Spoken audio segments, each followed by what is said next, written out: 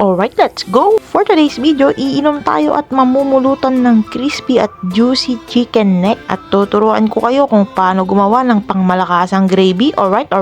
Yung gravy pa lang, ulam na. Solid yan, boy! Una sa lahat, first of all, imamarinate natin itong mga leeg ng manok sa salt and pepper. Mga 30 minutes lang, okay na. Then magbabatil tayo ng isang pirasong itlog saka ko rinamas-ramas. Alright.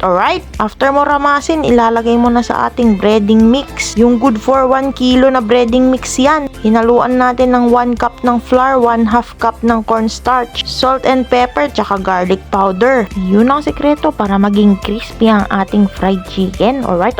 Nagpainit na rin pala ako ng mantika. At nung mainit na, ilalagay na natin itong mga manok. Kailangan mainit na mainit yung mantika bago ilagay yung manok. Saka natin ililipat sa medium heat para hindi mabigla. Alright.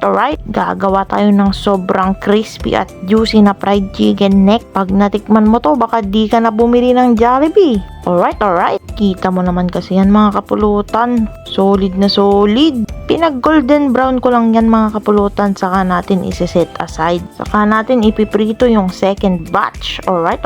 Habang nagpiprito ng manok, gagawa na rin tayo ng gravy. Nagmelt tayo ng butter at naglagay ng all-purpose flour.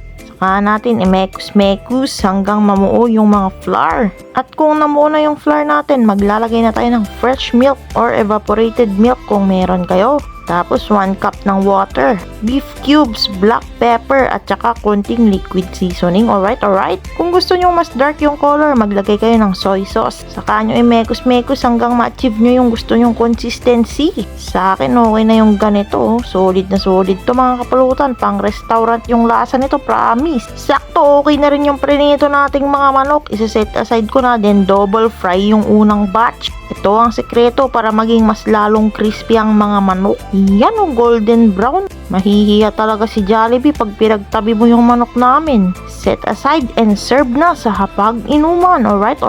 At dahil nga 30k followers na tayo, magse-celebrate tayo. Isang tagay para sa lahat ng sumusuporta sa akin since day 1. Dahil sa inyo, patuloy pa rin ang paggawa ko ng video. Kahit maraming bashers, sige lang. At heto na nga, titikman na natin yung napaka-juicy at crispy nating chicken neck with the pangmalakasang gravy. Grabe boy, napakasarap, solid na solid. Pati yung kumakain, nagmamantika na. At dahil nga 30k followers na tayo, mga kapulutan, hindi pwedeng hindi ko kayo patitikman ng ating biyayang natatanggap. Ang gagawin nyo lang, mag-comment ng masarap na pulutan na pwede nating gawin para i-celebrate ang ating 30k followers. Alright.